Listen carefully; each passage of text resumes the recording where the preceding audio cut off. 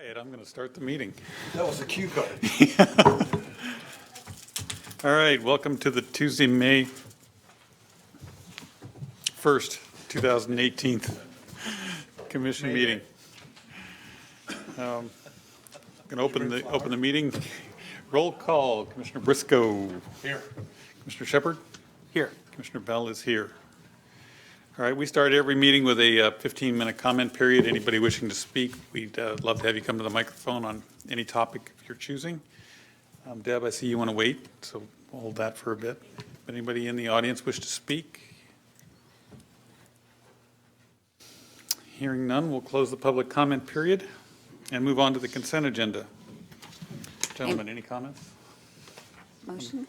A motion to approve consent agenda items A through G. Mr. Shepard? I don't have any comments. No comments. No comments. I don't either. Just a nice consent agenda. We got district energy. We've got the kiosk at the Bellwether. It was a good round of work on the real estate part. Thank you, real estate division. Thank you for your work. All right, would you read the motion? A motion to approve consent agenda items A through G. All in favor? Aye. Aye. Aye. Approved. All right, the first presentation is a legislative update. Mr. Hogan. Good afternoon, Commissioners. Michael Hogan, Public Affairs Administrator. We're happy today to welcome our legislative lobbyists, Tom McBride and Ben Buchholz. They work for us under a joint representative effort for the port, the city, and the county. It's really a unique relationship, and it's been really effective for us down in Olympia. So they're going to give us a recap of last legislative session and a preview for what's to come. So please welcome Tom and Ben. Thanks, Mike. Thank you. Tom McBride here for McBride Public Affairs with Ben Buchholz.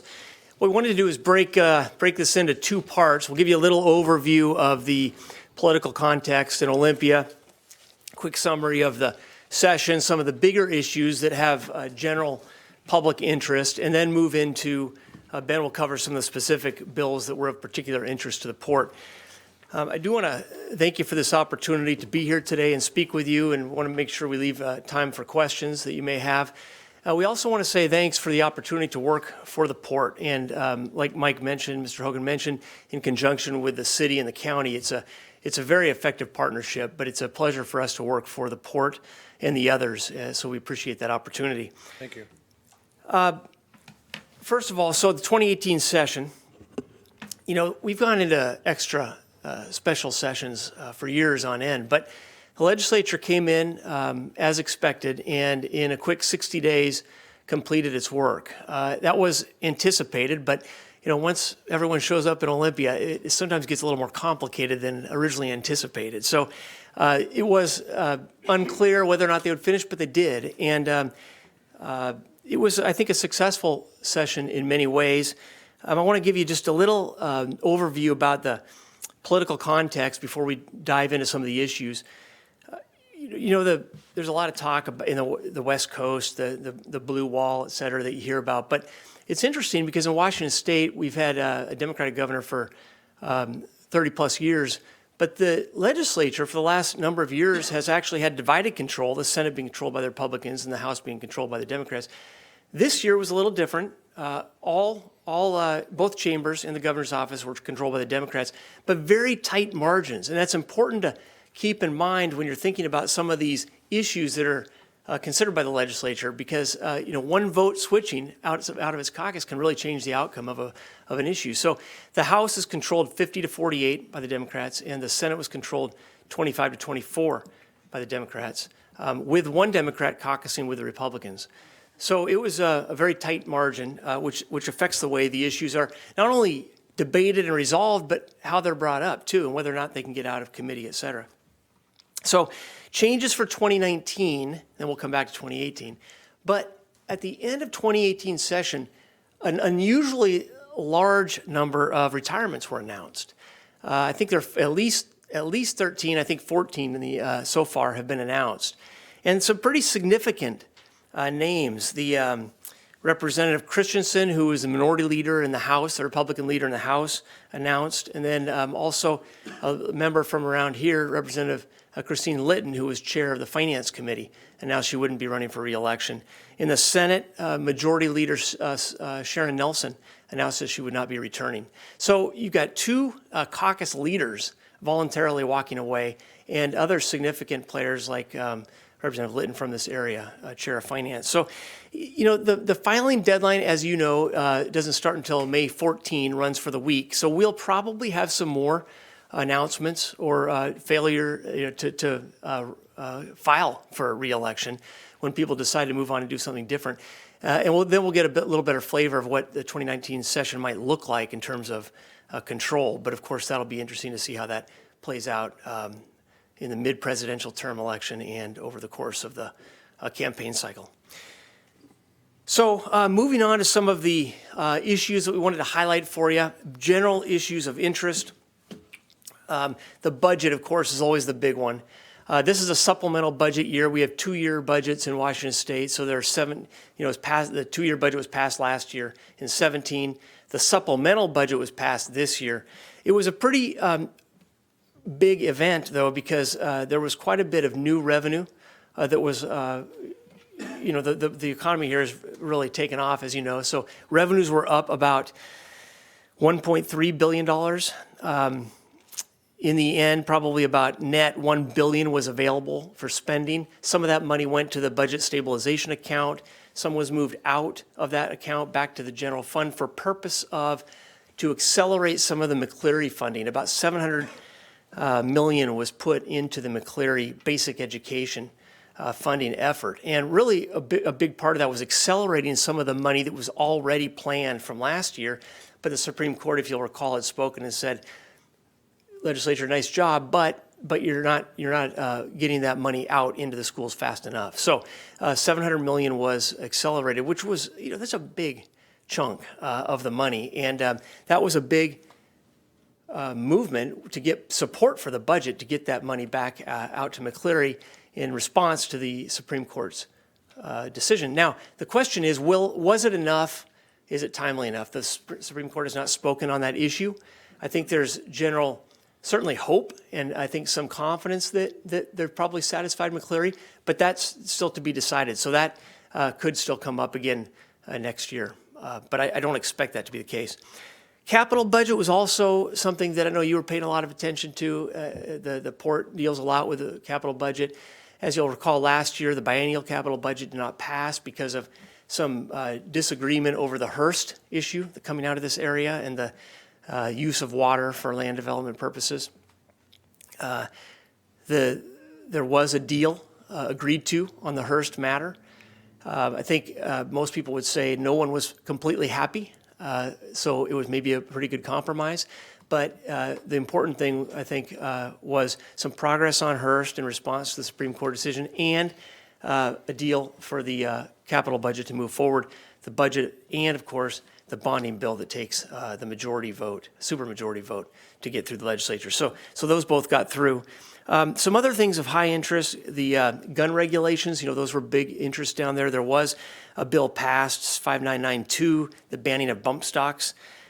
Equal pay legislation passed, 1506, and that was to create some more equity in the pay scale in the workplace. That was a big bipartisan effort that got through. Something that did not get through but received a lot of attention right to the very end, Senate Bill 6203, that was the carbon tax proposal. And that started the charge at $12 a metric ton, going up over time to as high as $30 a metric ton. That failed, but there may be an initiative on the ballot. As we know, it's got to qualify, but we may see some initiative on the ballot on carbon tax, which looks like the version that would be proposed, we think, would be something along the lines of $15 a metric ton to start. Also, capital gains tax was a proposal, House Bill 2967. That would have put a 7% tax on capital gains. That bill did fail, like carbon tax. And then the last one I wanted to mention was something called De-Escalate Washington. And that was a really interesting bill from a substantive standpoint in terms of addressing law enforcement standard of, the in hostile activity, the standard of care that would be required for defense of police action. And it was very interesting from a procedural standpoint because there was an initiative to the legislature. So the legislature was responsible for looking at this proposal by the people. They didn't have to do anything, and if they hadn't, it would have gone to the voters. But they did do something, and they both passed the initiative and then passed House Bill 3003, which modified the initiative that was passed. Now, procedurally, it is subject to a legal challenge already. So it's unclear exactly how that will proceed, if it'll be sent back to the people or if it'll be accepted as is. It's on appeal right now. But that one it was interesting to see that one find agreement, because that's a very difficult issue to find common ground on, and they did make some progress on that one as well. So those big issues took up a lot of time. I thought it was worth bringing up here to talk a little bit about those, and I want to turn over to Ben now to cover some of the bills that were of particular interest to the ports, and then, of course, we can discuss further as you wish. All right, so just wanted to go over some of the detail of the bills that we tracked closely throughout session. And it was interesting to me when I was looking back at the tracking list and when bills were voted on and passed.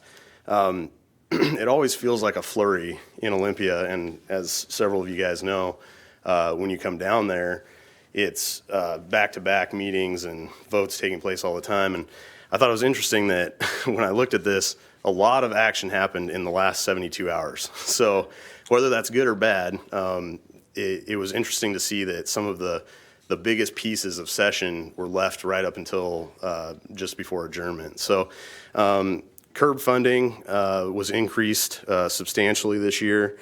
The program was basically increased from $9 million to $13 million. And the curb broadband program, which was very important to the Port of Bellingham overall, went from $5 million worth of funding up to $10 million. So looking back at curb and the funding that it goes into curb now, that's actually a record amount of funding that was put into the program, which is looking back over the last 10 years, that's a big deal, because up until a few years ago, we had basically seen declines in that program. So curb funding was somewhat of a record. We're happy to see that this session. Port Broadband Authority, House Bill 2664, that passed, was signed by the governor. That modernizes and expands the broadband authority. And I can get into as much or as little detail of these as you want. So if you want more, let's talk about that. The tax preferences to support the fishing fleets, that was a bill that's been worked on, probably 5 or 6 years now. And it, in the end, did not make it across the Senate floor and the House floor and to the governor's office. But there is understanding that this is an issue that has to be dealt with at some point. The fishing fleet is aged, and that work is going to have to be done, and it's going to have to be done somewhere in the Northwest. And so obviously Washington State wants it to be done here.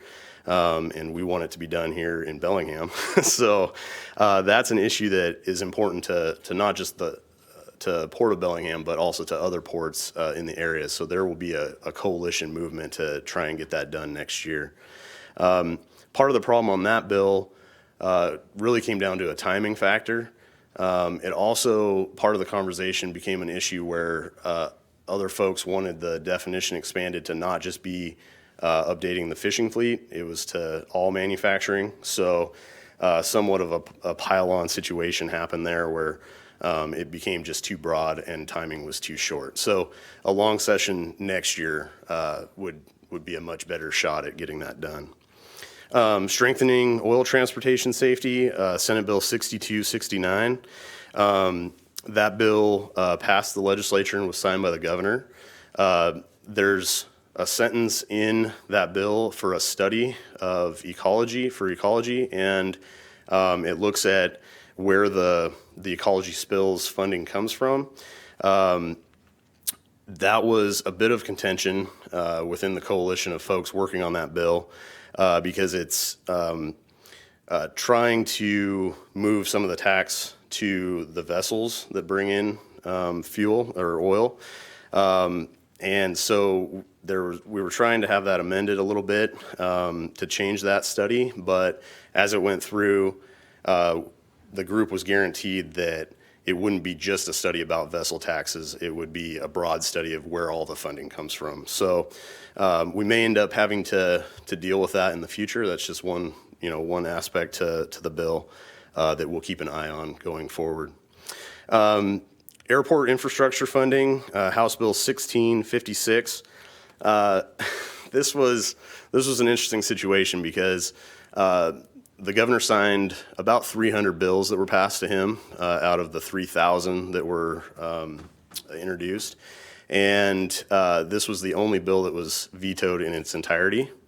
So not a great outcome, but you can't have all wins, and this was just happened to be one of the losses. However, there's sort of a silver lining to this bill because it was the funding for the first year for the airport infrastructures was also funded in the capital budget. So for the first year going forward, which will give us next session to work on this, the airport infrastructure funding is in place.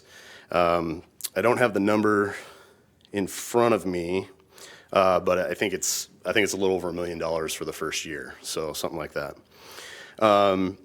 Tourism promotion, Senate Bill 5251. That bill made it through the process this year, and it funds tourism promotion at the number of $2.5 million per year. It's interesting that Washington State was one of the only states that didn't have any sort of tourism marketing program or entity that dealt with that. This bill changes that and puts $2.5 million a year into tourism promotion.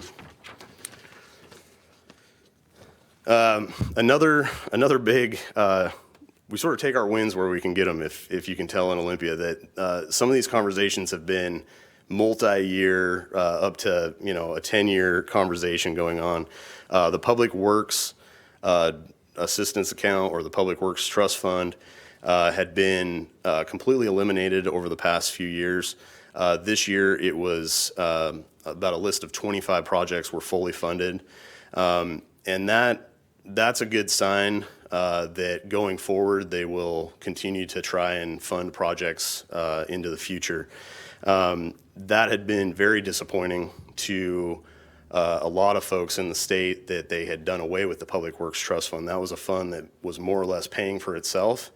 And when there were revenue decreases, they started sweeping accounts, and the Public Works Trust Fund happened to be one of those accounts that was swept. So that's a step in the right direction. That has been fully funded this year in the budget. Publicly owned wastewater treatment facilities, Senate Bill 6367.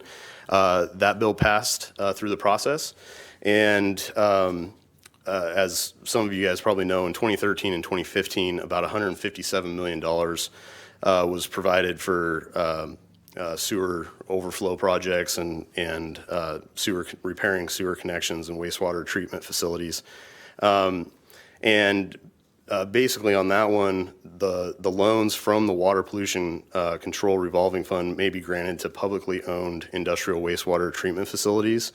So that's a positive step for publicly owned wastewater facilities in our view. So I'm going to leave it there, and if you want more detail, I'm happy to do it verbally now for you, or I can send it to you. So we're happy to take questions. I'm curious about the CURB funding. You said the amount of money got increased. Is that allocated specifically already, or how does that, tell me a little bit more about some of the specifics there. So the CURB board operates or is administratively run through Commerce. So there's a board, appointed board that takes into consideration these projects and then makes its awards based on available funds. It's a highly successful and popular program, but it's not been spent yet. It would be taking place over the next many months. But the money was just appropriated, would not have been spent yet. So there'd be opportunities to apply. Usually there's a backlog of Yeah, projects. and there has been some correspondence going back and forth about rural broadband projects and getting together applications for that. So we're watching that, and we'll be prepared to apply for money. It is highly popular, but it's also highly competitive. So it tends to have a lot of people going, 10 people going after the same dollar.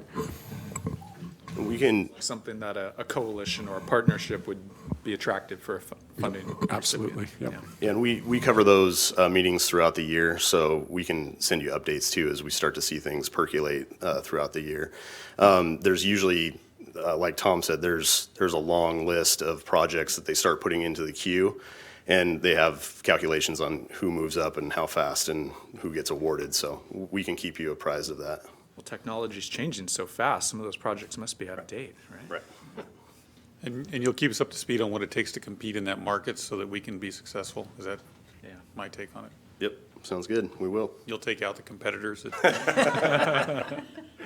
No comment. That knows the guy. I have a couple questions for you. I'll start at the back and go forward. Why do you feel that the private wastewater is a positive thing? Because I kind of wonder about when it gets privatized, they can start charging, differently than the public operator ones do to the, why do you feel that's? Oh, I may have misspoke if I said privately. This is all publicly owned wastewater facilities for this funding. Okay, I misunderstood you. Can you clarify that moving, the tax money moving on the vessel? Can you clarify on that a little bit? Sure, yeah, and I can send you the summaries also. So basically in the bill, there's a study for where funding goes into the ecology spill account, and it's been a long time conversation with the oil companies that they would like to have the vessels, the companies that own the vessels, pay a larger chunk of that tax.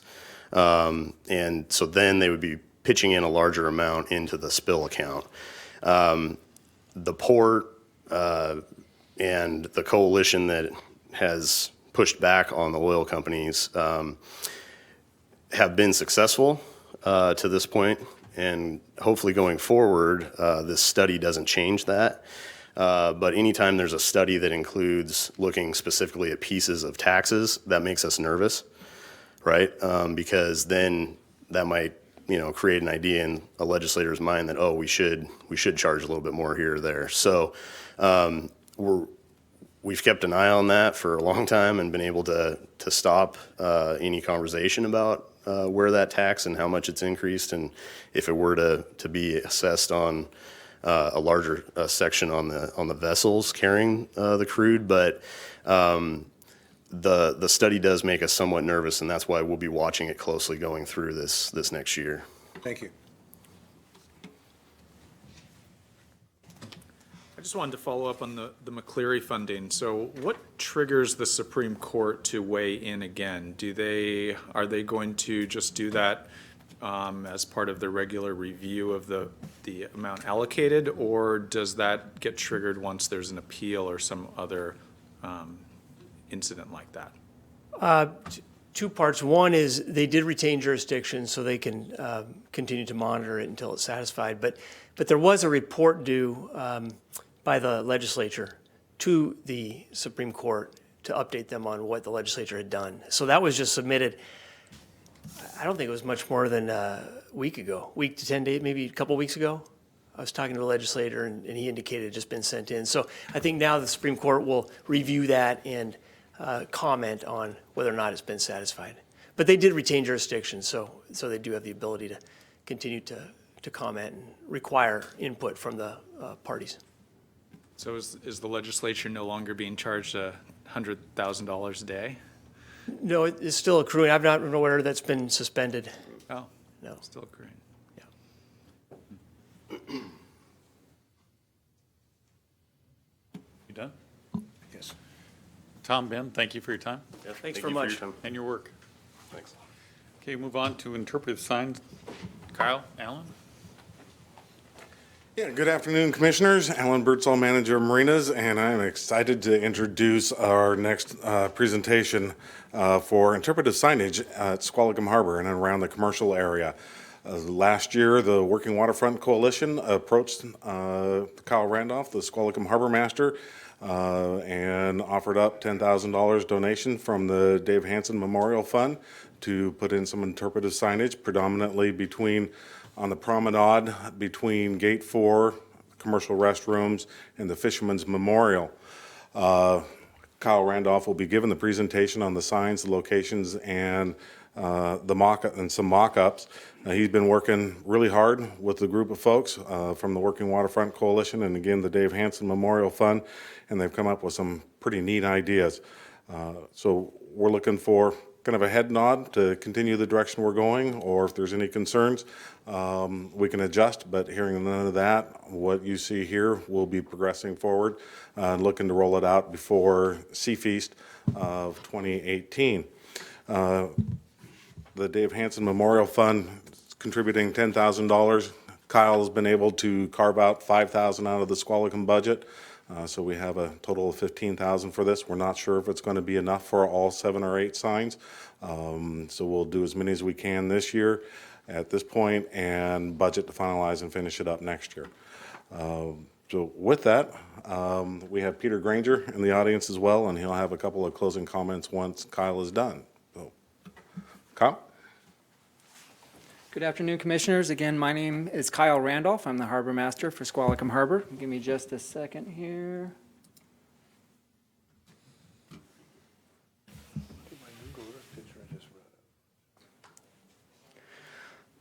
All right, so I'm just going to go into the details a little bit about the Squalicum Harbor Interpretive Signage Project that we've been working on. I've been working a lot with the Working Waterfront Coalition as well as representatives from the Dave Hansen Memorial Fund.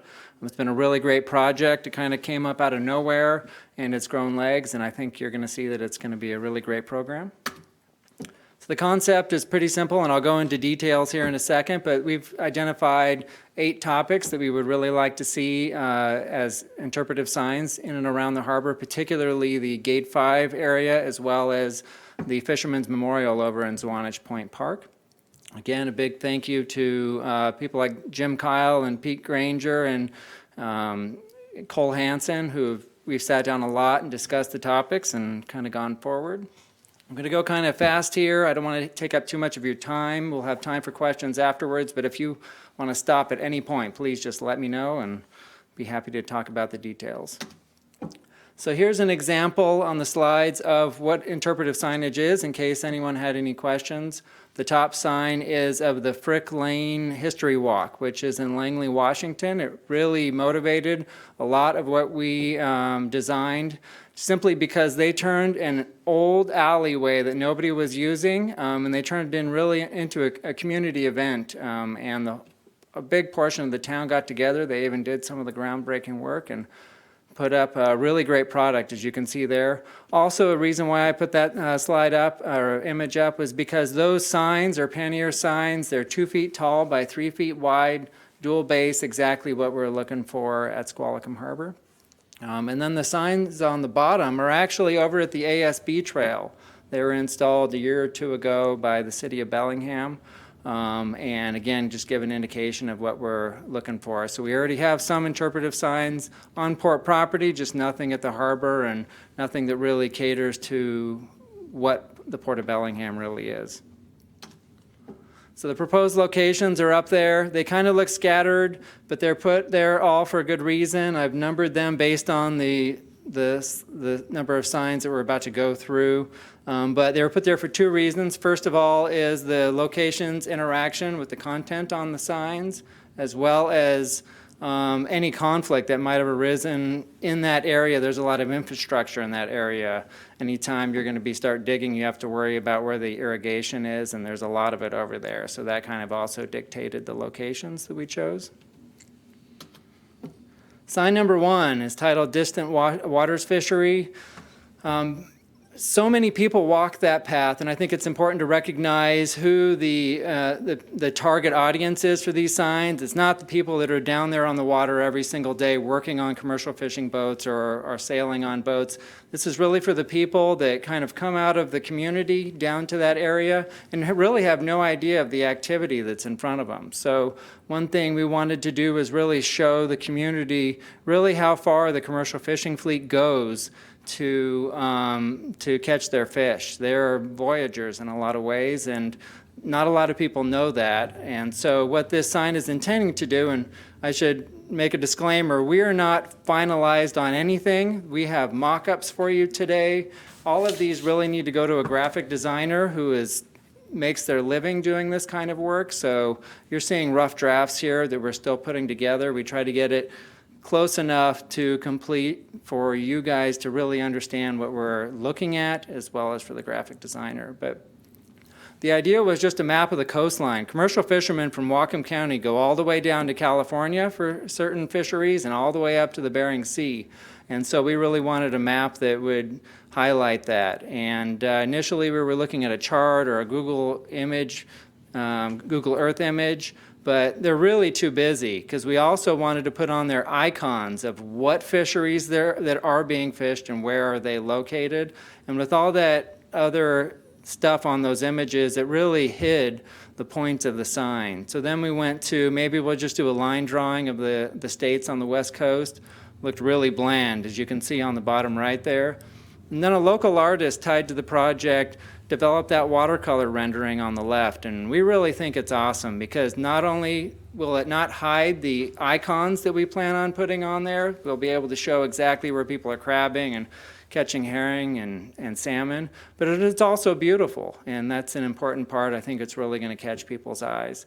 This sign we're planning on putting just west of the Fisherman's Memorial in Swanage Point Park.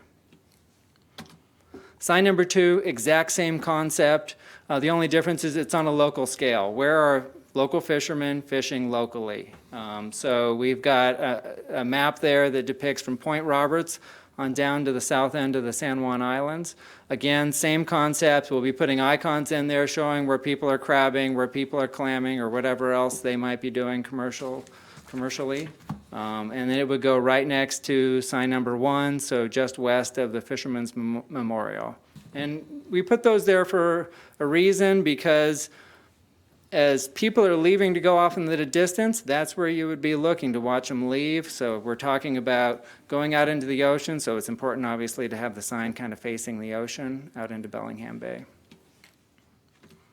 Signs 3 through 5 are very similar to themselves. We chose a location about 90 feet north of the Gate 5 ramp. Not only is there no infrastructure there, but these signs are all about the vessels themselves, and so we wanted an area that overlooked those vessels.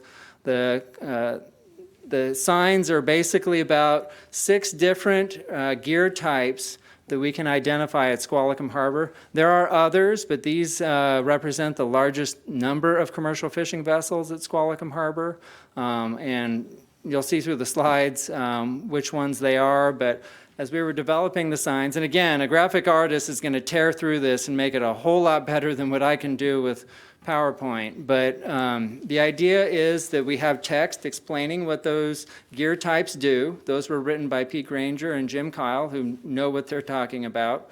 And then we wanted 3 graphics, if we could, 3 images. And one was a loaded up vessel, the way that someone would see it at the dock right before it's about to leave. We also wanted a line drawing really depicting what those, how those vessels operate. You can see with the seiner, the net going all the way around, pulling in the bottom there. And then we wanted an action shot, and so that's what you see there at the bottom of that particular sign. All images are of commercial fishing vessels primarily. All of them definitely were taken by local Bellingham residents, primarily commercial fishermen. We had a lot of trouble finding images because of copyright laws. So we couldn't just go on a Google search and find really the perfect shot. We had to do with what we had. But we got some really great shots, and most of them were taken by myself or Jim Kyle or Pete Granger. In the case of the line drawings, those were actually, we got authorization from Sea Grant to take those from their website. Kyle, Yep. if you need an action shot of fish coming over the side, a deck full, I don't have any copyright problems under my pictures. You're welcome. That would be to. fantastic. Please, We have several if you'd like to go through stuff and look at it. I would love that. In particular, we really had trouble with gill netters. I think primarily because it's out of season. We couldn't find a picture of a bow picker with a net on it, for starters. And we couldn't find an action shot either. So we had a little bit of difficulty with those. But any pictures that you have, we would gladly take a look at them and see what we have. Certainly might not be the best that there is Sent out to there. Milan. I'm sure the association would have some. I did talk to Milan. He didn't have any, or Oh. definitely didn't hand any over. Okay. I know he's been busy working on his boat, but I asked several other people as well, and I kind of struck out on that. But yeah. Okay. But sign number 4, same concept as sign number 3, same location, just a different gear type. And then sign number 5, the same thing as well. Sign number 6 really goes into what the Port of Bellingham does. This sign would be located just north of those 3 other signs that you just saw, about 125 feet north of the Gate 5 ramp. It's about the resources the Port of Bellingham supports or has within its territory that supports the local maritime sector. So the image you're looking at now is actually a flyer that was developed by the Port of Bellingham a year or 2 ago for the Fish Expo. We really liked the idea of it. We liked the Bellingham Bay. We liked the way it's segmented with different colors, and it's got Blaine Harbor in there as well. We like the idea of the bubbles that are with text in it. The text is not appropriate for the sign itself. It's too much text. It's also way too specific. That was meant to tell someone down at the Fish Expo, hey, we have 2 two-ton cranes at Squalicum Harbor, and Seaview has 150-ton lift capacity. That's not the point of this sign. The point of this sign is to say, hey, we have a barge terminal, we have a marina, we have the resources available to support the marine trade sector. So again, really just going to the core strengths of the Port of Bellingham. Sign number 7 is more fun than technical. So many people walk that path and have no idea the geography they're looking at. There are people in my office that could not point at Eliza Island if they wanted to. So the idea was to have a horizon shot, whether it's an artistic rendering or whether it's a panoramic picture that kind of shows the area from the Lummi Reservation over to Fairhaven, and what is all the geography in front of you. So we would basically have that image with a line going to it and saying Eliza Island, Orca Island, and maybe we would have enough room because the sign is not changing size, but these images are really flat. Maybe we could even put in some history or some other details that would be helpful to someone that's looking out at that bay and saying, and asking, what on earth am I looking at right there? And this, the location we chose was just to the east of the Fisherman's Memorial because it has the most expansive view of Bellingham Bay. And the concept would be that image would be basically taken from that exact spot so that there's no confusion.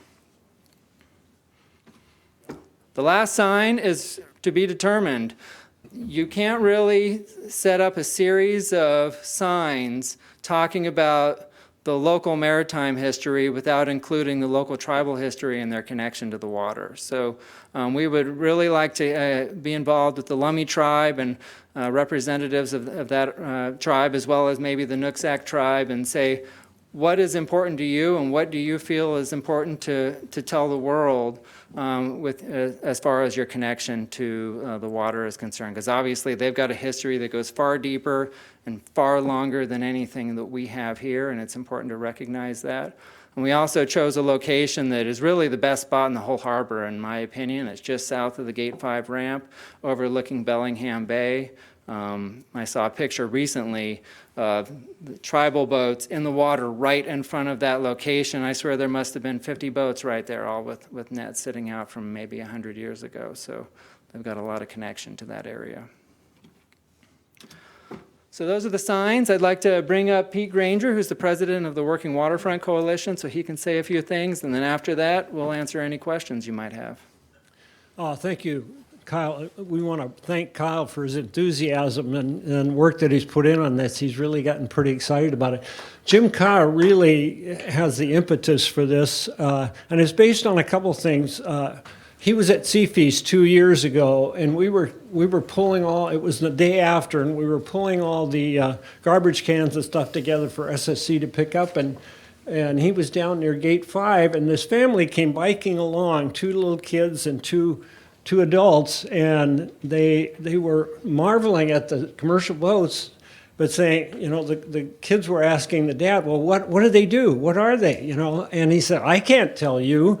And Jim, saying, oh man, the other thing is up in some of the ports, and Bobby may have seen these in Petersburg, they have signs like this. And Juneau has some signs that are interpretive of the waterfront. And so we think it's a simple idea that maybe as time has come, and with the private money that's available from Dave Hansen's Memorial Fund and port money, we think we can get this done. I think we're long overdue here. Most of the harbors I've been up and down the West Coast, Ventura has signage, Oregon, every place I've been, with the exception of Bellingham, they have some kind of signage in, and I think it's long overdue, and I'm glad to see that we're moving forward to do something. I do have a couple things that I might point out for you to think about is we do have an oyster farm in Semiahmoo that may be included, as well as our oyster farms here that have been here for years in Samish Bay down here. And the other thing that you may want to think about including under the vessel types is a drum seiner, because you've got several drum seiners, and most of those are tribal that are here in the harbor that don't use the power block. So it's something that maybe can be added or not added. And then, Kyle, could you click to the first sign, I think it is, where you, there we go. So one thing you may want to add to this, it's a major fishery, is your ground fishery, cod and sole and so on. You might want to put on our coastal stuff, including with the crabs, as they understand some of the vessels. We do have the large ground fish vessels that fish out of here, not many of them, but we do. Sure. And they fish in Alaska as well as up and down our coast, just food for thought for you. I don't know if it covers what. This is an early mock-up, Yeah. Bobby, and we do have icons for groundfish and for squid as well, and herring, and then albacore. So. Okay, I think good. Jim Kyle identified 8 different types of fisheries, including the oyster beds up in Blaine Harbor and down here. Okay, good. Nope, looks great. We should do this in Blaine, too. I caught the largest trout of my life on Adak Island. Does that qualify for a star? I don't think it quite meets the I've criteria. got Do you have a it's fish mounted ticket? and everything. It's, You didn't eat it? it was too pretty. It was too big. That's not good enough. Maybe next time. I'll talk to Jim. We can get you a little gold star you can put on your lapel right here, though. Bring the lobbyist back in. Thanks, this looks amazing. Okay. Who's the artist that we get to thank for all that watercolor? That is Sonia, is it Whitmer or Whittier? Whitmire. She did a wonderful job. I mean, that just came out of nowhere. I think it's beautiful. So in answer to Alan's question for a head nod, from this commissioner, as a head nod, I'd like to see this go forward. Perfect. Yeah, do we need a vote? No. No. Go. Thank you very much, commissioners. At some point, when we get maybe the next presentation, I'd like to know a little bit more about Dave Hansen, because I think he's integral to this. And for those who don't know who he is, I think it's important to have that history. Absolutely. Perfect. Thank you. Okay. Move on to Tiffany for meetings and events. Good afternoon, Tiffany D. Simone, Meetings and Events Supervisor. And I am here today to give you just an update, a little education about what we do, because we always get, oh, you throw weddings. We're like, well, not exactly. Wear some balloons when you come up. You want one off Right? each Yeah. shoulder? So I just was going to give a little education on sort of the line of business and how it's sort of meetings and events works. And then, similar to Kyle, ask for a little input and direction on some recent requests we've been receiving that are a little out of the ordinary, and they seem to be coming more frequently. So see if you have any thought or opinion on that. So meetings and events and corporate events, M&E and CE, if you will, handles meeting and facility rentals across several properties: Bellingham Cruise Terminal, Squalicum Boathouse, Blaine Boating Center, Tom Glen Common, Zwanich Point Park, and Fairhaven Marine Park. And then as we get other random requests for locations that we have, maybe the downtown waterfront, or we sort of evaluate those on a case-by-case basis, depending on what's going on in port business and construction and all of that. We handle, last year, in 2017, and we're on track to do the same this year, 545 events over the year. I didn't, how many? 545. Thank you. It's a lot. Yeah, no, I didn't hear it. And so it's not 545 weddings. There are campaign functions. There are Western classes. In fact, Western's Academy of Lifelong Learning schedules 52 classes at the cruise terminal between February and June of this year. And we like that they schedule Monday through Friday. Those typical slower times at the cruise terminal where the ferry's not going out, there's less traffic, brings about anywhere from 40, now we're seeing them grow to 65 people, local community members that take those expanded education classes. We think it's a great facility as there's parking and accessibility and all of that for that population. In addition to that, graduation, celebration of life, every other event. I'm sure you've been to proms and all the rest. So the process goes like this. We market it, any facility, we show it, then we book it, then we collect a minimum of 6 pieces of documentation. Thank you, Frank Schmalik, for each of those 545 events. We open the building, unless it's an internal event, then we don't need all those pieces of paper, but we open the building, we staff that, we close the building, and we follow up with a survey and then a refund of their damage deposit. So there's a process and there's a certain amount of paperwork involved. And we do that 7 days a week, 8 a.m. to midnight. So it's a lot of business. So all of that being said, we also think it gets local community members and residents down to the waterfront in an affordable way and sort of a flexible way, different than a hotel.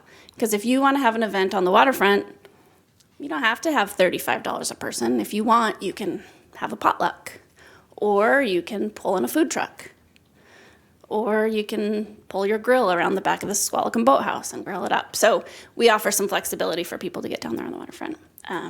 We estimate about 100,000 people through the doors and across the property, including the corporate events, which I call community events, vice corporate events. So those are holiday port, 4th of July, all those kind of events. So that's sort of the process of somebody who wants to have an event at one of our facilities. In addition to that, we process through one-day site use agreements. So events that are on port property that are not always private rentals. Salmon Derby, so they use the boat launch. Sea Feast. Let me go through my list. Relay for Life, Bellingham Traverse, Junior Ski to Sea.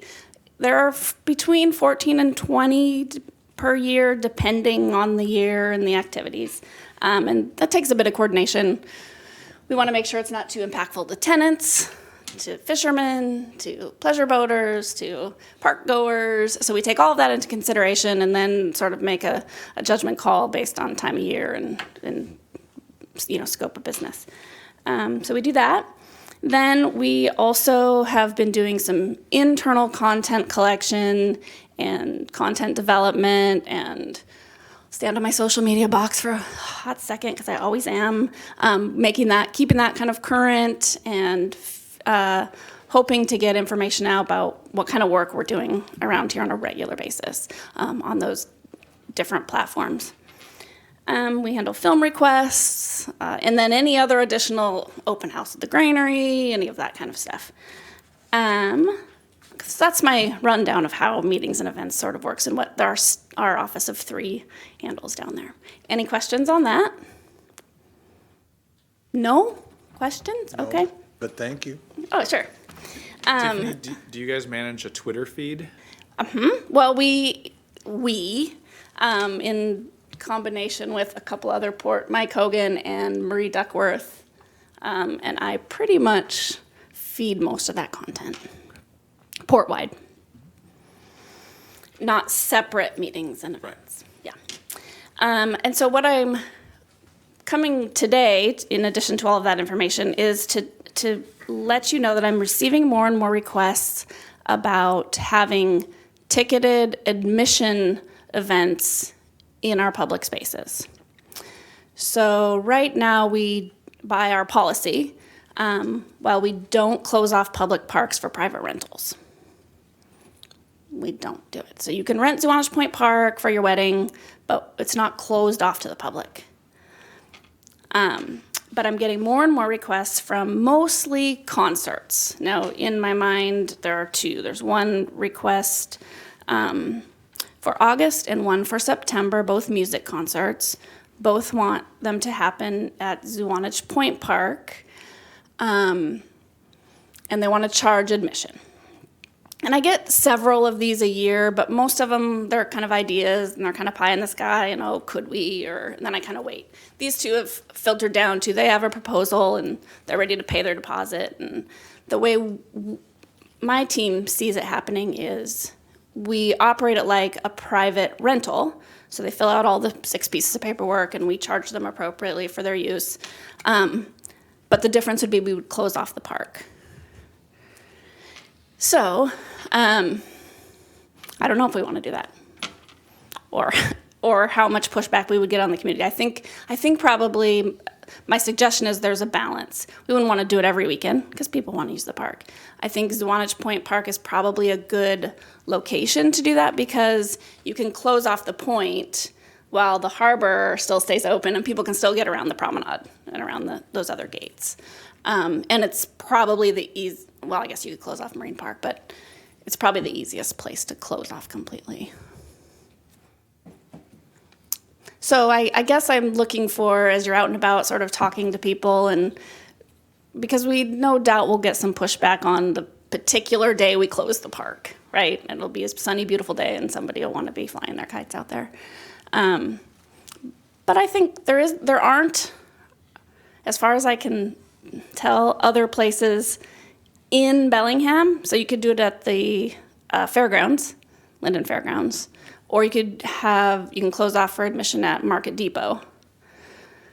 But to hold a big concert in town. Civic Field. I'll let you know where I'm at on this. Yeah. The park's a park. It's not a concert hall. Yep. The public owns that park.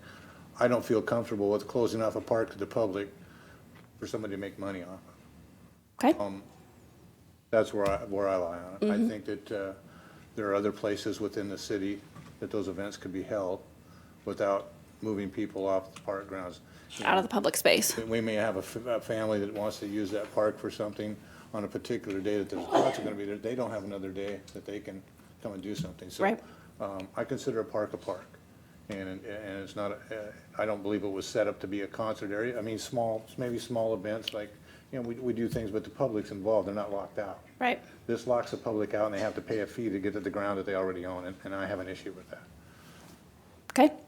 Anybody else? So the city and county, neither of them allow closure of public parks for these type of facilities? Because I know at, Maritime Heritage has a summer concert series. They have exclusive beer garden area but the park it's itself open is to the open public. Yes. to anyone to go to. And one of these events that's requesting this, it's called the Summer's End Music Festival. It's their 3rd year, and they had it the first year at Larrabee State Park, and then last year they had it at Maritime Heritage, and this year they would like to have it at Zuanich. but they're doing it as admission only because that's how you get bigger names and bigger bands, is that you pay for it with admission. And it's a little tough in a small town to continue to ask for sponsorship from the same small businesses. So I think that's sort of the crux of it. Yeah.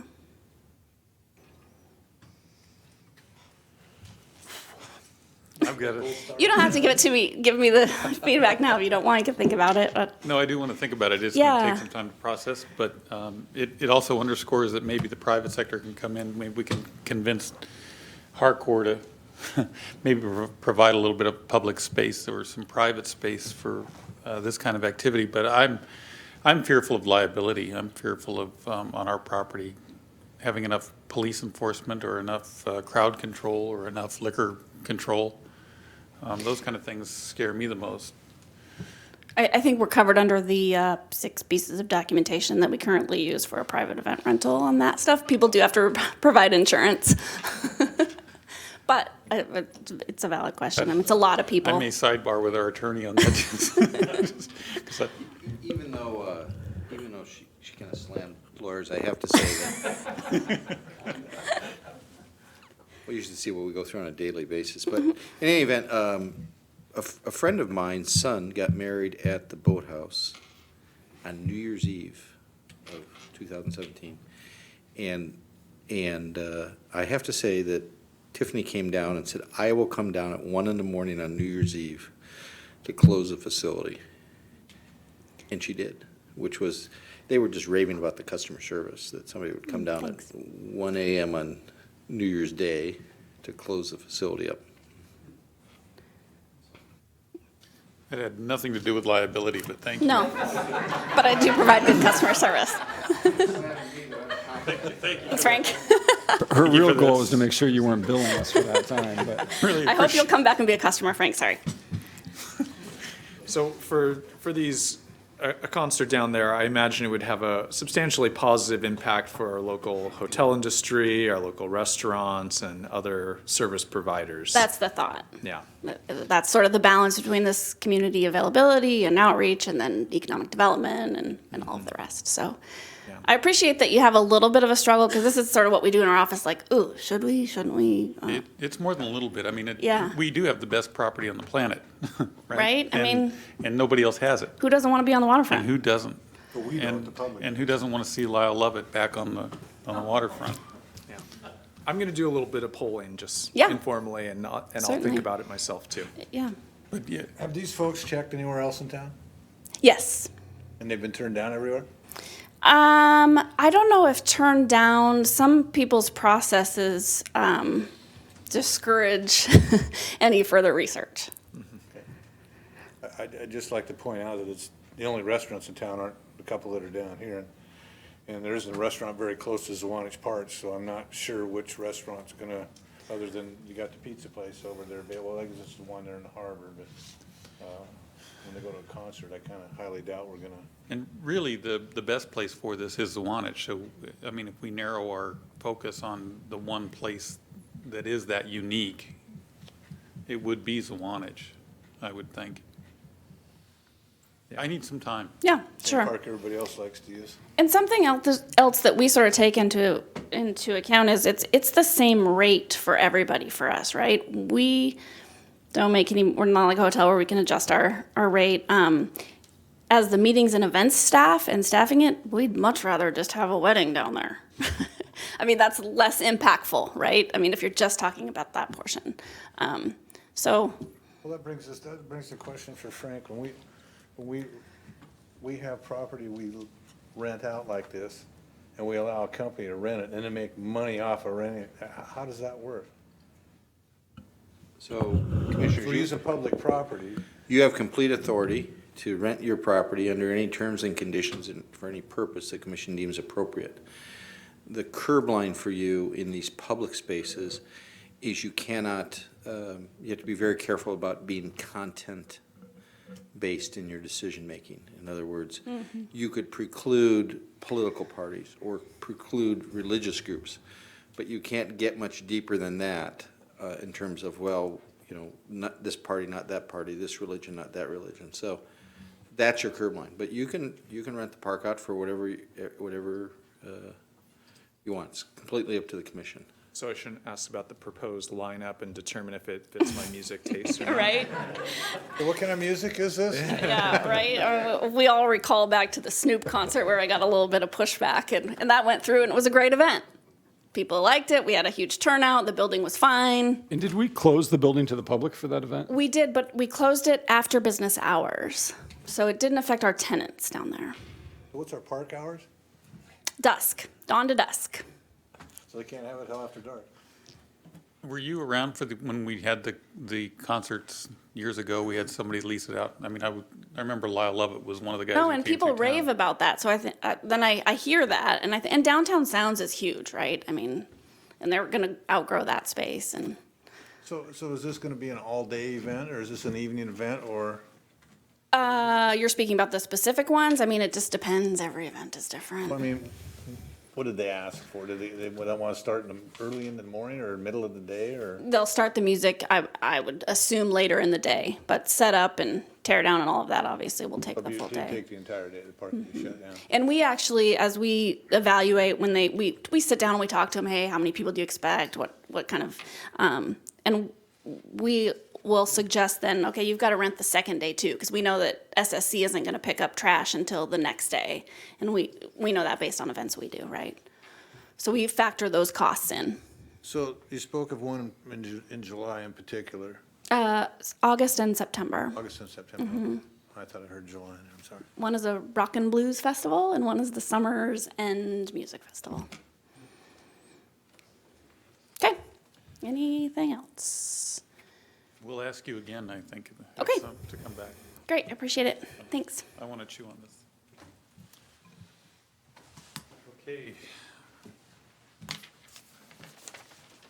Brady? Approval of a termination of lease for LFS. Let's get back to this.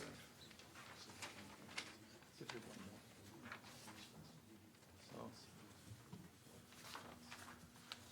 I missed one. This one? Yeah, actually, let's do the 5:30 comment period. We're going to take about a 5-minute break, because it is 5:30, and then come back after that 5-minute break and do public comment again. Pick it up where we left off. We'll adjourn now, 5.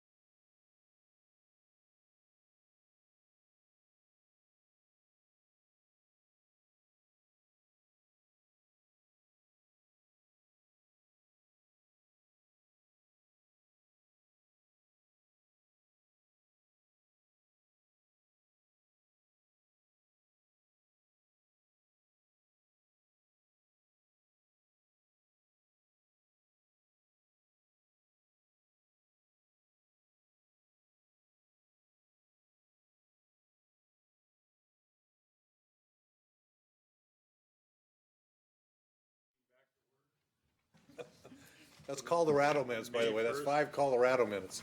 All right, we're going to open this 5:30 session with the public comment period. We allocate 15 minutes for this, and we ask you to reserve your comments to free and debt free. Or you wanted to say something? Is there anybody else signed up? There's not.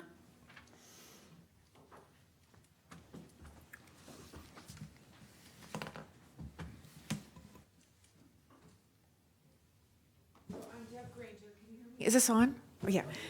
I am, and I'm here tonight to express my gratitude to the port and to staff, commissioners and staff, specifically Kyle, darn him, he left, and Alan for I'm speaking now about the interpretive signs.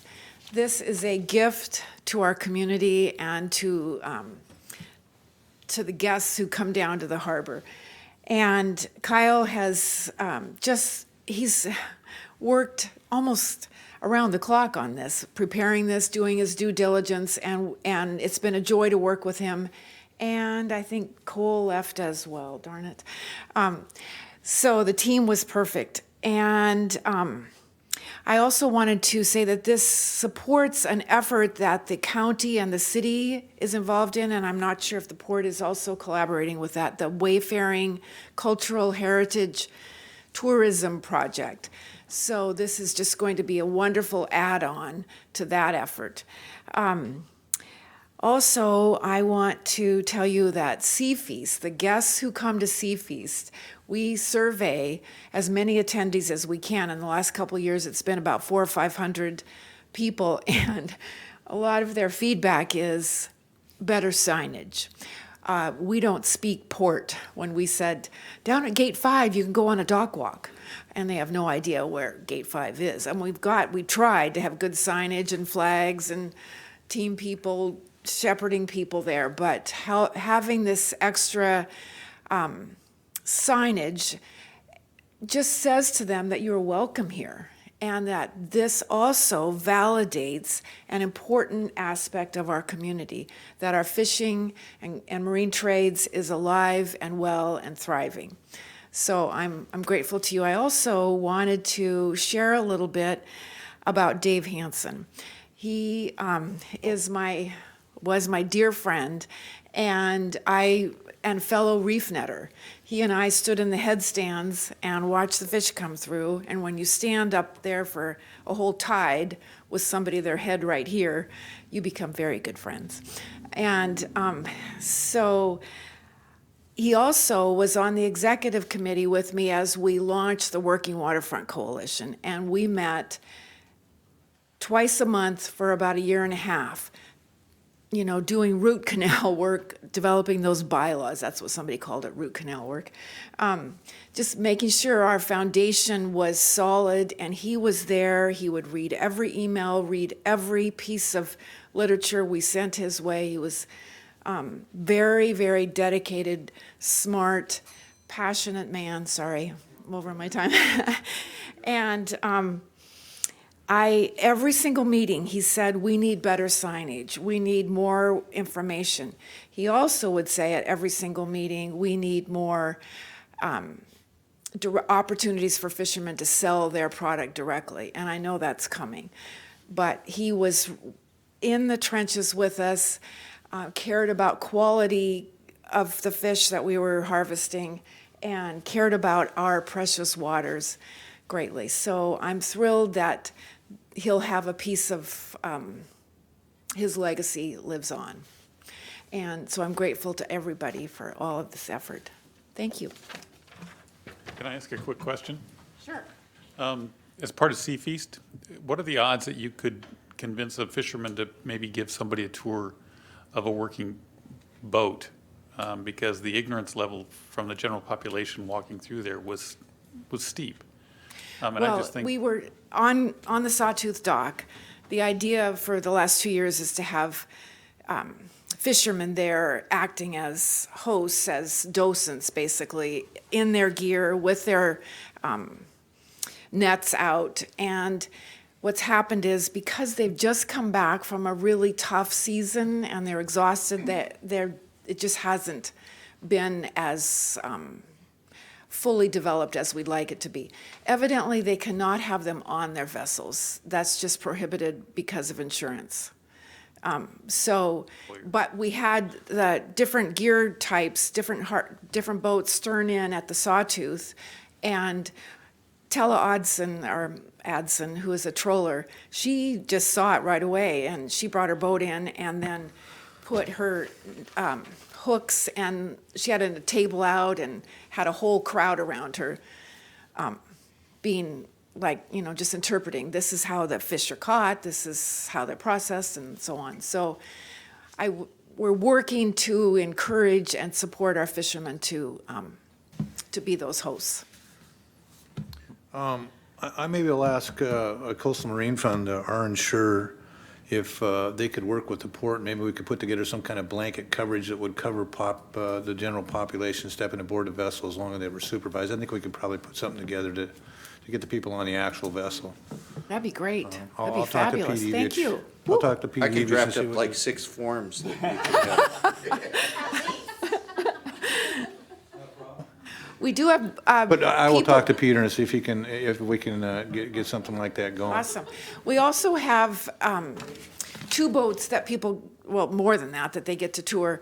One is the U.S. Coast Guard cutter comes in, and they can get aboard that, and then the Bellingham Fire Department boat.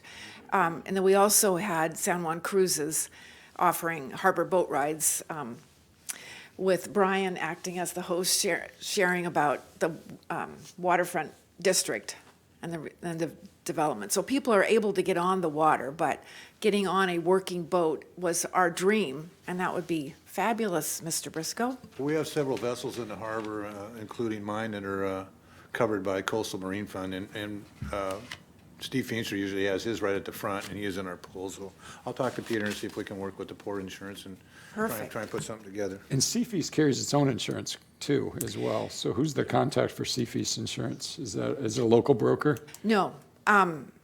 Well, yes, it's going to be its hub. But, okay. I mean, it's actually Unity? Fullweiler or something out of Portland, but Hub is buying them. Okay. So we are well insured.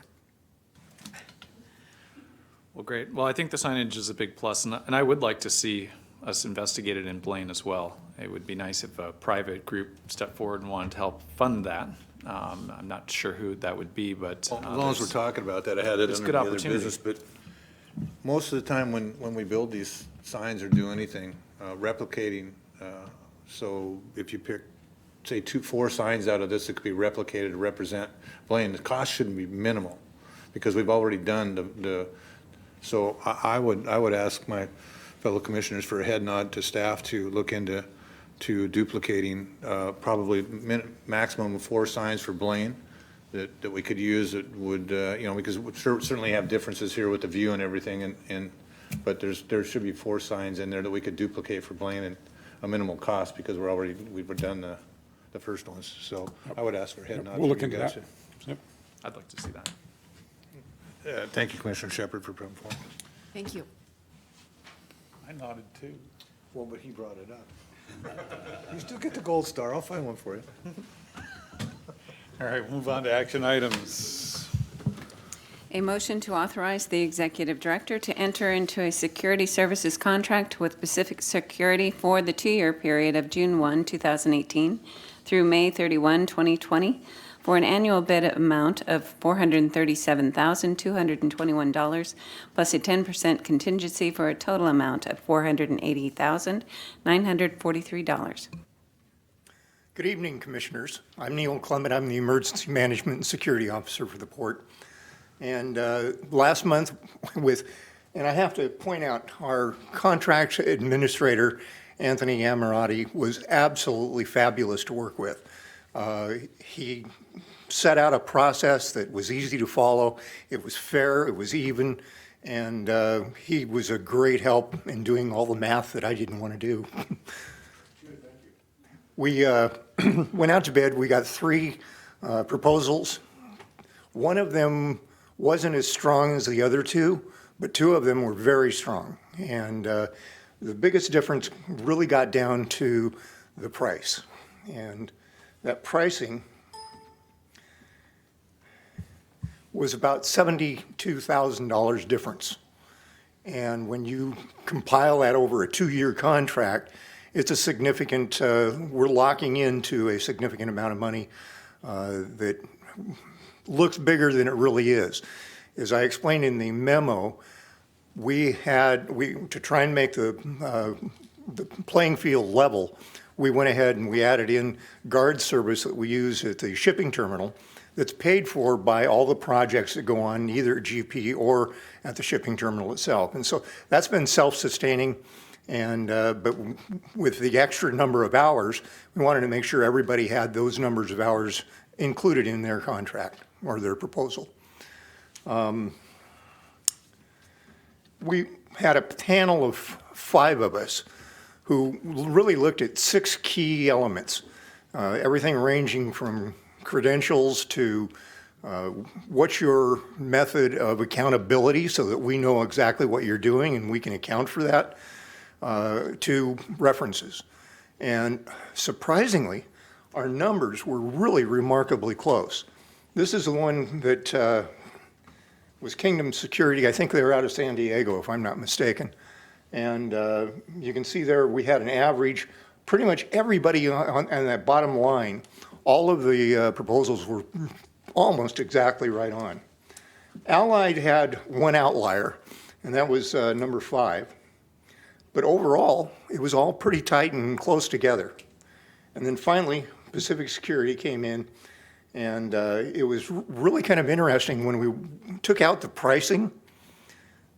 There was a 0.6 difference, 0.6% difference between Allied and Pacific. Pacific still won, but it was so tight that I feel really confident in these numbers, and I feel confident in the way that the panel pulled together and reviewed everything, and we spent a good amount of time reviewing it over a weekend, basically.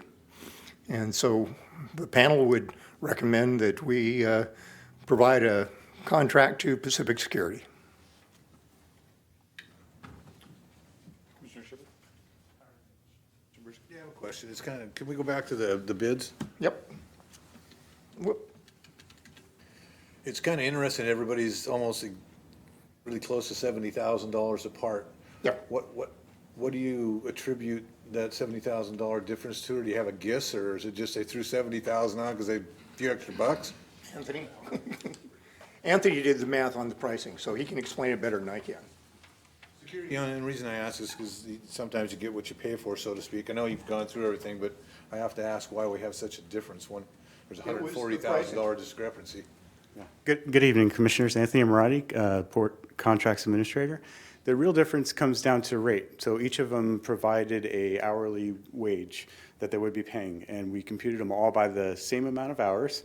So what you see, the difference really is Pacific's going to pay, they charge us less than what the other 2 companies were going to charge us. Which equates back to their employee gets less than the other employee does. So how does that affect our quality of guards that we're going to have on duty?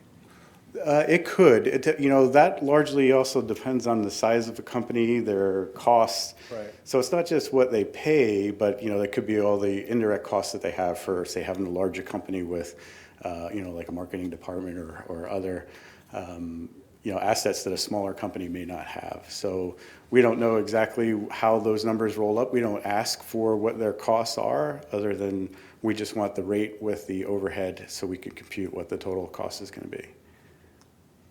Maybe a question for Neil. In the past, our guards that we have hired to the company, we've had pretty good service with. They've been pretty good quality people. Mostly. Okay. There are exceptions. Right. But yeah, by and large, I find the company to be extraordinarily responsive to what we need. Okay. And none of these hours, for instance, include fire watches, special events, any of those other things. And with the company being here in town, they've got about 150 employees here. And so if I need somebody to go take care of a problem someplace, they can take care of it right away. and at no cost. And so that really, in my mind, tips the scale way over on the other side. The other thing is, while their wages are a little lower, their overhead was also quite a bit lower. Okay. Yeah, and I know I put you through this, this session, but I Okay. think you can probably do what you're gonna do and feel better with what you left with. We gave everybody else a shot, Yep. and we chose what you felt was the best. So thank you for your time, Neil. I Thank appreciate you. it, and thank you for your time. Does this mean you're going to retire? Not this year. Okay. I'm mostly joking. No, I wasn't. Okay. Yeah, and I guess my question is just a background question. The last 2 years, we did I'm sure we're coming off a last contract. What was the annual cost for the last round?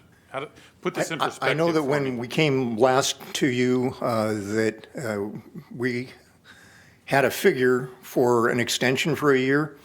This actually is about $900 per year more than that. So it really was just minimal increase. And again, it's locked in for 2 years. And so this is consistent with what the last contract was then? Pretty much, yeah. Yeah. Again, we added a whole bunch of hours because of the shipping terminal, but that's a wash. And again, I echo his, thank you for going through this. We just needed the validation. You're more than That welcome. it was fair. Any other questions? No. I will call the motion. The question, please. A motion to authorize the executive director to enter into a security services contract with Pacific Security for the 2-year period of June 1, 2018 through May 31, 2020 for an annual bid of $437,221 plus a 10% contingency for a total amount of $480,943. All in favor? Aye. Aye. Aye. Thank you very much. Opposed? Thank you, Neil. Action item number 2. A motion to approve a termination of lease between the Port of Bellingham and LFS Incorporated for warehouse premises located at Fairhaven Marine Industrial Park, FMIP, Building Number 7. Motion to approve a commercial lease between the Port of Bellingham and Bellingham Glove Incorporated for warehouse premises located at Fairhaven Marine Industrial Park, or FMIP, Building Number 7. A motion to approve a harbor land lease between the Port of Bellingham and LFS Incorporated for land located adjacent to Fairhaven Marine Industrial Park, FMIP, Building Number 7. Thank you, Diane. The mouthful. Yeah, good evening, Commissioners. I'm Brady Scott, Port Real Estate Representative. So LFS has been a tenant with the Port for over 50 years. In 2013, they entered into a 5-year lease at Fairhaven Marine Industrial Park, Building 7, and that's where they operated their glove distribution business. In 2017, the Port and LFS entered into a commercial lease for a new commercial lease for 104,000 square feet at the F Street warehouse, and that lease provided a transition period for LFS to vacate the FMIP Building 7 and 2 other leases at the Fairhaven Marine Industrial Park as they fully occupy the F Street warehouse on or before July 1st, 2019. That lease required LFS pay rent for a minimum of 80,000 square feet until that full occupancy date. Since then, LFS has negotiated a sale of its glove distribution business line and are now requesting the Port terminate the Fairhaven Marine Industrial Park Building 7 lease and enter into, they're requesting the Port enter into a new lease for those premises with the buyer, which is Bellingham Glove Incorporated. As such, LFS and Bellingham Glove have entered into a purchase and sale agreement contingent upon the Port terminating its lease with LFS and issuing a new lease to Bellingham Glove.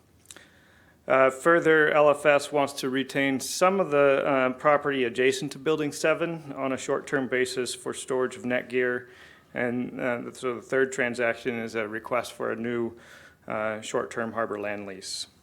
So the deal before you consists of 3 separate transactions, but each are reliant upon each other.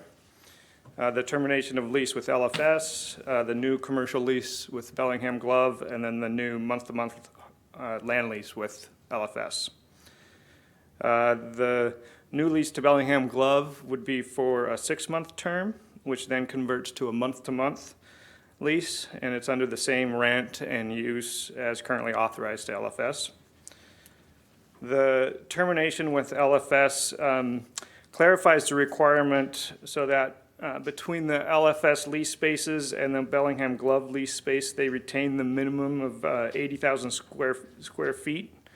So if Bellingham Glove were to end their lease prior to LFS taking on the entire premises as F Street, LFS is guaranteeing the payment of rent for the difference. So there'll be no negative fiscal impact to the port. The port will receive the same amount of revenue under this new leasing arrangement than it would under the existing leasing arrangement.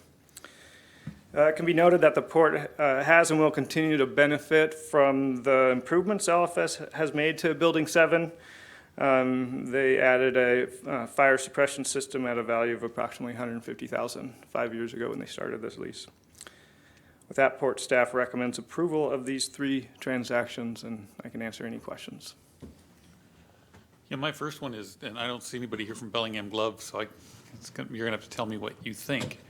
But they are entering into a 6-month and then go to a month-to-month. Is it your belief that they intend to leave that premises after 6 or 7 months? They've said they're going to be retaining all the staff that LFS currently has through that glove business at the premises. They have questioned whether that space will work for them long-term, given their need for offices and loading ramps and things like that. So they're only wanted to commit to a 6-month period for that particular space. I believe they intend to stay in the Bellingham area, but the lease would be only for a 6-month term.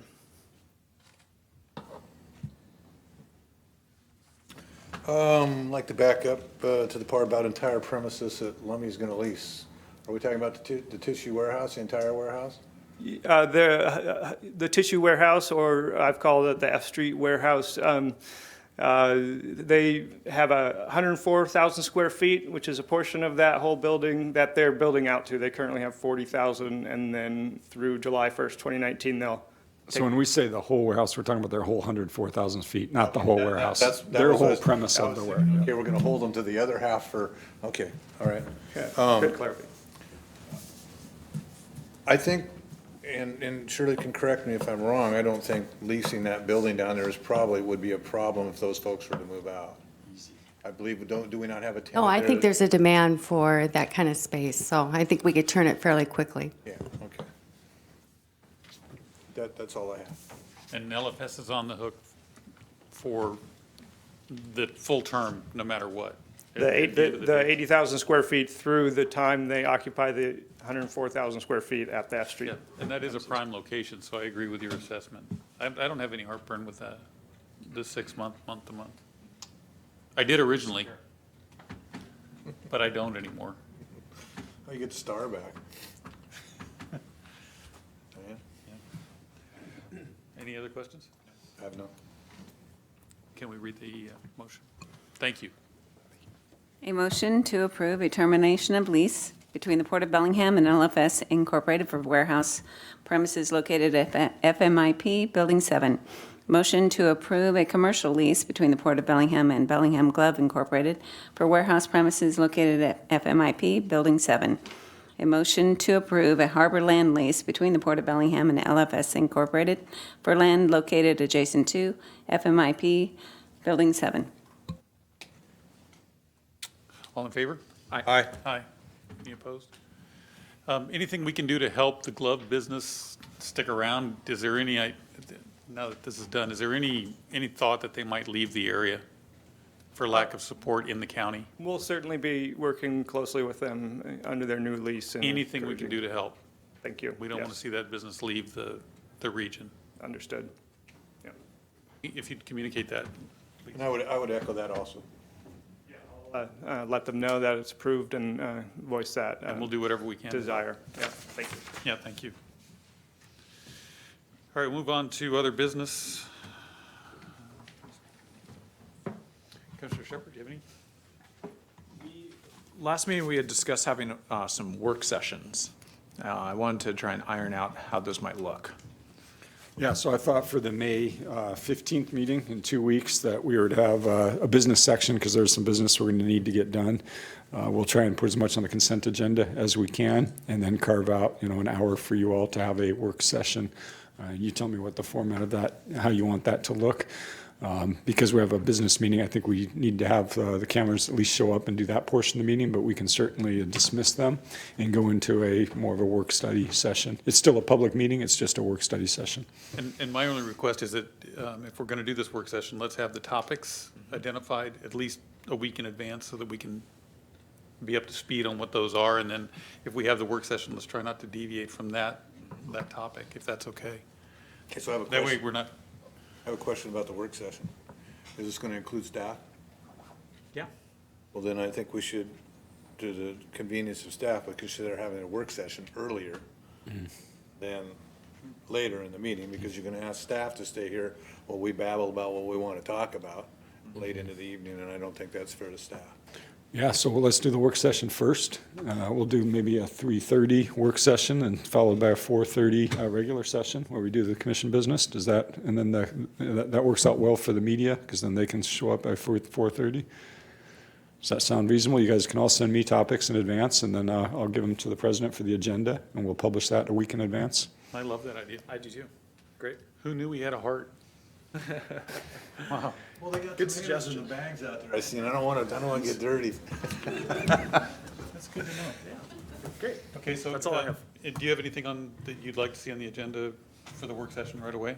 My interest is I'd like to talk about broadband, and I'd also like to talk about economic development on a countywide basis. Yeah, just to prioritize some projects. I'd like to talk about the AUSB pond a little bit. Yeah, me too. Okay, so if the three of us could at least come to terms on what we're going to talk about by the end of next week, so that we can get that on the 15th? I've got those 3 items and anything else you want to add, just shoot me an email. Okay, great. Or sufficient, you think? Let's try it. Boy, the way we talk, I doubt I it. doubt it. You want to start hour and a half? Start at 3? Okay. Okay. Now, what does that do to the executive session? If we Well, have we to just have won't one? have one and then that meeting, yeah. It'll kind of be in the executive session, we can talk about those items. And do we need the attorney in the room? That's your call. I'd prefer he shows up at 4:30 because he does bill by the hour. Well, anyway, By the minute, I'm sorry. It's actually I think it's by quarter hour. I mean, if you want the attorney there, we can certainly invite him, but I think, I don't think it's needed. Well, maybe it depend on if we get different. right. maybe something we'll The topics I'm seeing, I don't think we need the attorney, but there'll be the cases where we do have one and we'll invite him. And okay. I have Other something. items, yeah.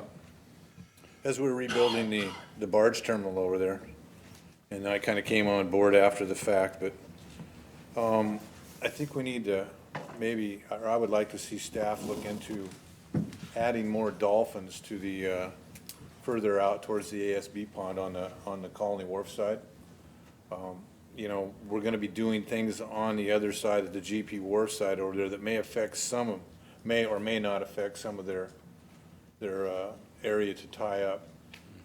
We're going to have equipment here at some point in time where we could drive pilings while those folks are here. So I'd like to look into the cost of driving. I tried to bring it up on Google on what we have there and how far we're at now. How far out are we now, Adam, with I couldn't, Google Earth it had an old picture of the old site there. I couldn't get the new one up. Are we about, I know we're not all the way to the end of that property there, I don't believe, with the dolphins, are we? Yeah, I'd be Adam Fulton, Director of Facilities. I'd be having to go from memory as well, and Google Earth would be my source of information. So I guess from the marine brain point standpoint, I'd like to see things go out probably at least a quarter away out the side of the ASB pond there, if not halfway. Yeah, We're not talking a lot of dolphins, but I think we need some more barge facility tie up on that side. yeah, and maybe, Commissioner, this is maybe a great thing to talk about in that work study. We can rub some ideas around. One thought would be, just today we met to master plan that ASB property. And I sort of wonder, and even by even a couple months from now, I think we're going to have something to bring you on that would say, here's the process we think we need to go through. And by the end of the year, I think we're going to tighten into a recommendation on potential uses of the property. I wonder if, two things. First of all, certainly we can get you an estimate and an idea what it would cost to extend some piling. But I also wonder if that very same thought wants to be in sync with the ASB development, and they might synergize and coalesce with each other. You know, actually, that'd be the perfect world thing, Adam, probably for us for cost and what have you, but it's not gonna be a perfect world for the business that they're up and running now, and they're really busy, and they're getting bigger by the month. Yeah. And if we can facilitate their business by adding, 4 or 6 dolphins there, and also some type of catwalk to get from the dolphin to the beach at some point, because we got nothing now. They gotta take a skiff out and climb up the ladder, but I would agree that it would be nice to do it at the same time, so we could, but I would like to see it probably done ahead of, because I think we're a ways off on doing stuff out there. But Brian, correct me if I'm wrong there, but I think minimum of 2 years for you, where you start, and 2 years is a long time to make that business wait to tie more stuff up, especially if for some reason, I've been looking at this, and I don't foresee us losing anything on the other side, but if we lose moorage on the other side for them, it needs to be replaced, and I don't want to have to be 6 months out trying to figure out how to get their moorage back for them that we had to take away, that initially we thought we didn't have to take away. And I'm not saying we're going to, I'm just saying if that was to arise, it would create a problem. And actually, they can use all they've got over there, and probably all we could put on this side, they could probably put to work. So it would be nice to do it in conjunction, but I think it's too far out. I think if we got a water, we've got guys going to be working on docks over there at Fairhaven. You could run a barge over and drive piling in the same company. If we could figure out somebody that's already here doing something, it would be cheaper, But I'd like to see something probably figured out as soon as possible if we could. But that's kind of where I'm at. They have not come and asked for this, but I do see the need for it, and I know that question's going to come. So I'd kind of like to hit the ball this time before, it goes by the bat. So I would like to ask my fellow commissioners for a head nod that we ask staff to look into the cost of putting dolphins there in a time frame that it could be done in, if we can do that. We'll come back to you with some estimates on both cost and time. That's easy. Thank you. That's all I have. And the only things I had, we're going to discuss in our session, but most importantly is broadband. I think if we come to the table with a well-organized and well-thought-out plan for broadband in the county, that would be helpful.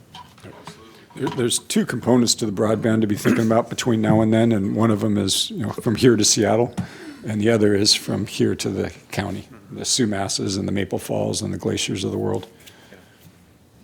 Yeah, I'm particularly interested in how we can position this for EDI funds and ways to really think about this as a county-wide investment, because it's certainly got the potential, and we see the success Mount Vernon's having and elsewhere. I do have one more question if you don't have one. It's for Don.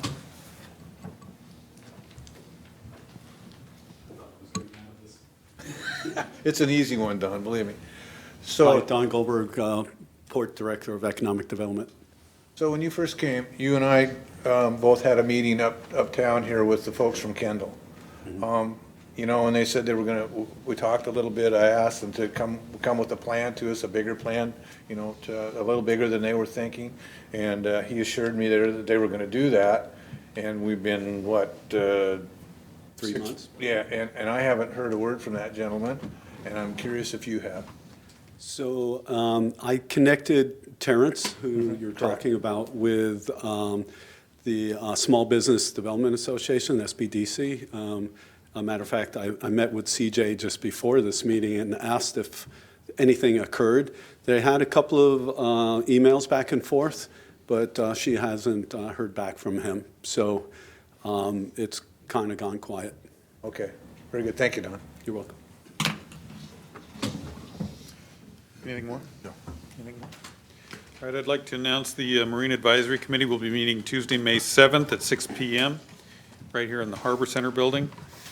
The Technical Airport Advisory Committee will meet Thursday, May 10th at 9:30 a.m. in the ARF conference room on Bakerview. And then the Bellingham International Airport Advisory Committee will meet Thursday, May 10th as well at 5 p.m. in the ARF conference room. Those are our advisory committee schedules. Encourage everyone to attend. And with that, meeting adjourned. Oh, nap time.